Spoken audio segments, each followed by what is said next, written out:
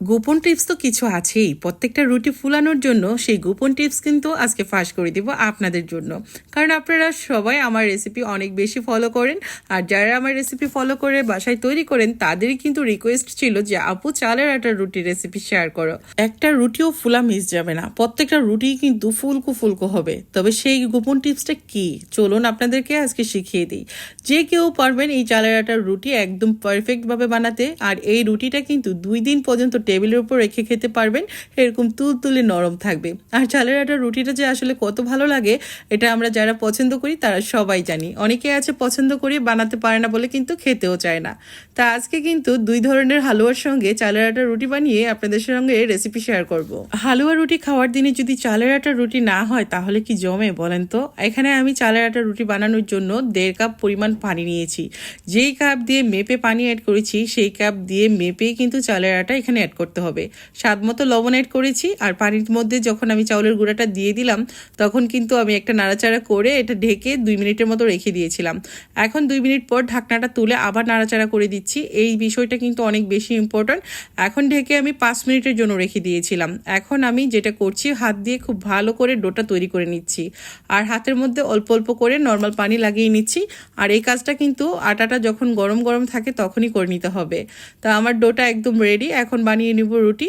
আর রুটি বানানো কিন্তু অনেক বেশি সহজ। আমার কাছে তো মনে হয় রুটি বানানো এক চুটকির কাজ।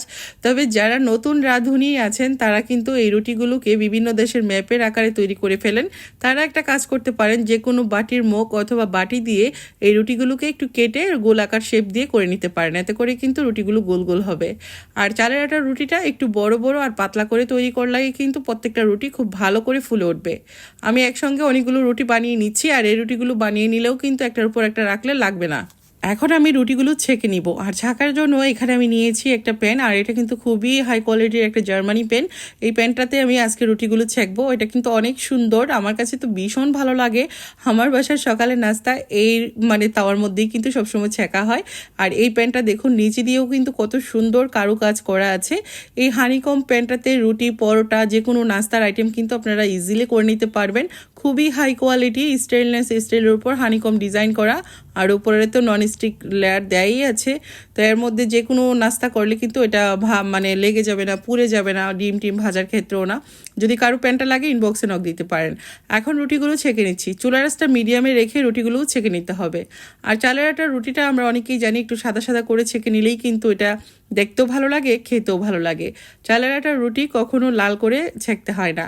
তা আমি প্রথম রুটিটাকে ছেঁকে নিচ্ছি। দেখে হয়তো বুঝতে পারছেন আমার প্রত্যেকটা রুটি কিন্তু একদম ফুলকো ফুলকো হবে। রুটি যদি না ফুলে তাহলে কি রুটি খেয়ে কোনো স্বাদ আছে বলেন। আর রুটি ফুললেই কিন্তু রুটিগুলো খেতে বেশি ভালো লাগবে। তো এই তো দেখে হয়তো বুঝতে পারছেন কতটা ফুলেছে। একইভাবে আমি সবগুলো রুটি বানিয়ে নেব। তো রুটি বানানোর পর এরকম একটা ছাঁকনিতে রাখতে হবে, এতে করে গরম ভাপটা নিচ থেকে চলে যাবে। তো কিছু টিপস অ্যান্ড ট্রিক্স তো থাকেই যেগুলো ফলো করলে আপনার প্রত্যেকটা রেসিপি পারফেক্ট হবে। তা একইভাবে আমি আরও একটা রুটি দিয়ে দিলাম। এই রুটিটাকেও সেঁকে নিচ্ছি। আর দেখে হয়তো বুঝতে পারছেন আমার প্রত্যেকটা রুটি কিন্তু অনেক বেশি ফুলকো ফুলকো হবে। যদি আপনার ডোটা পারফেক্ট হয়, রুটিগুলো বানানো সুন্দর হয়, আর ছেঁকার জন্য এরকম সুন্দর একটা তাওয়া হয়, তাহলে তো আর কোনো কথাই নেই, প্রত্যেকটা রুটি এরকম ফুলে ফুলে উঠবে।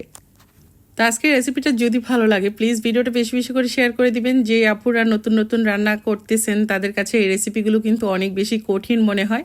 তো এই রেসিপিটা দেখলে কিন্তু খুব সহজে ওনারাও রুটিগুলো বানিয়ে নিতে পারবে।